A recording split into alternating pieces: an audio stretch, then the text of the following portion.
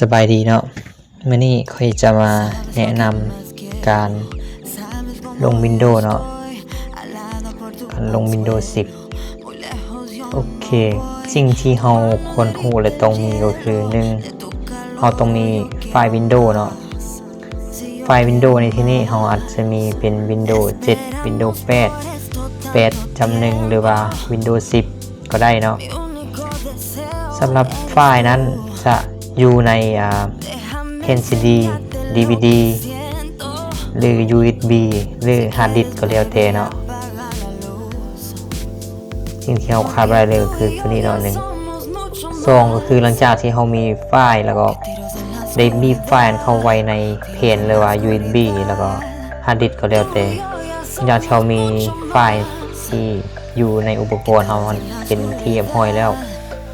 ตัวที่2ก็คือ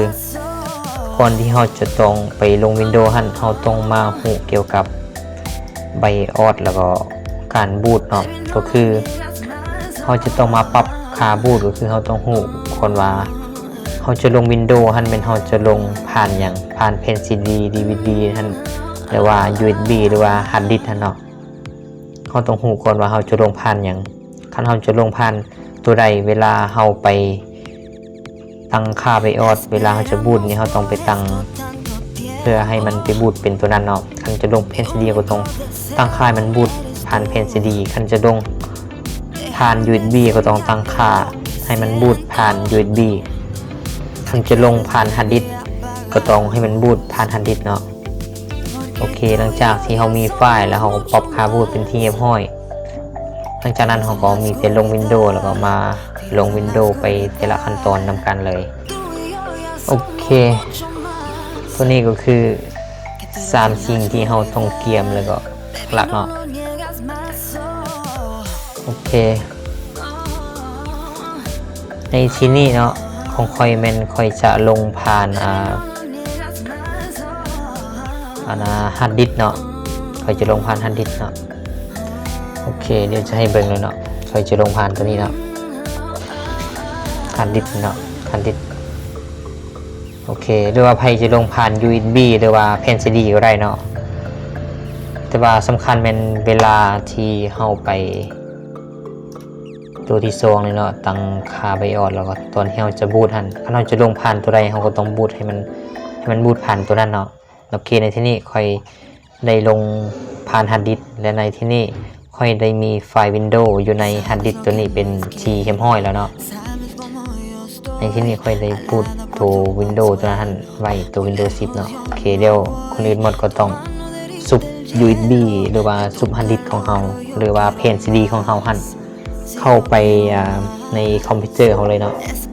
โอเคในที่นี้ค่อยจะซุป USB ตัวที่ Hard Disk ของค่อยเลย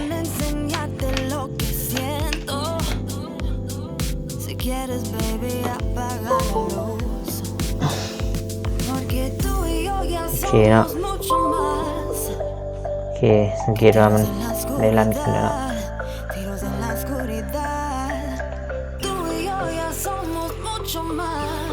เดี๋ยวจะเข้าไปเดี๋ยวโอเคเดี๋ยวชิมเบิ่ง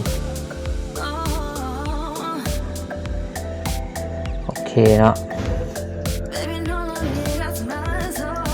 ในที่นี้ค่อยได้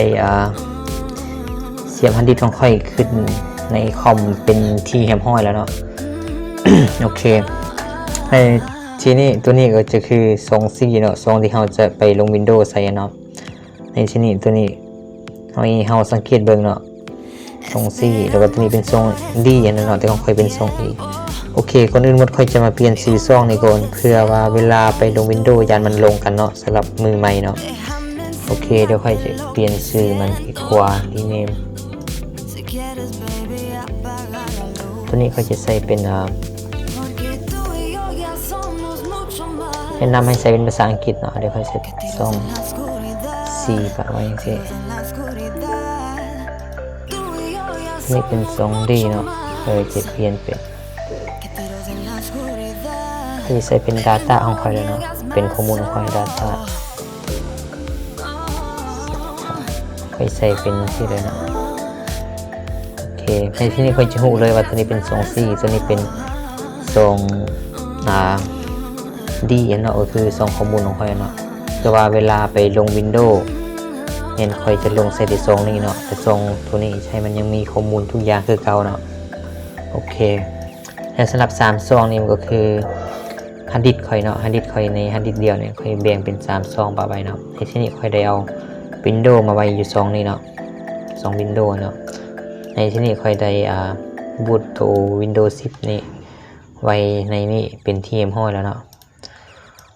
โอเคจากเรามาเช็คเบิ่งเนาะไฟล์ของเรามีโอเคทุกอย่างก่อนที่เราจะไปลง Windows เราก็ต้องมาเช็คคือว่าอันแหละ2D 2C อย่างละเอียดข้อมูลใจสำคัญก็ต้องก๊อปมาปะไว้2D นี่เนาะเพื่อเวลาที่เราลง Windows ทุกอย่างมันก็จะจึกล่างจึกหายไปหมดเนาะโอเคสังเกตว่าเนาะ2C เราจะมีอยู่100ปลายกิกเนาะแล้วก็2D มีอยู่300ปลายกิกเนาะเบิ่งเวลาไปลง Windows แล้วเราจะสังเกตเบิ่งง่ายขึ้นอีกชั่วนึงเนาะให้เห็นเลยว่าตัวใดเป็น 2D 2C อีกชั่วนึงโอเคหลังจากที่เราเสียบUSB หรือว่า hard disk หรือว่าแผ่น CD เข้าไปเนาะหลังจากนั้นมันก็จะขึ้นไฟล์ Windows ของเราอย่างที่ขึ้นมาเนาะถ้ามันขึ้นอย่างที่ก็คือว่าเรามีไฟล์ Windows ที่จะไปลง Windows เรียบร้อยแล้วก็คือเราได้เกียมไฟล์ Windows แล้วก็ได้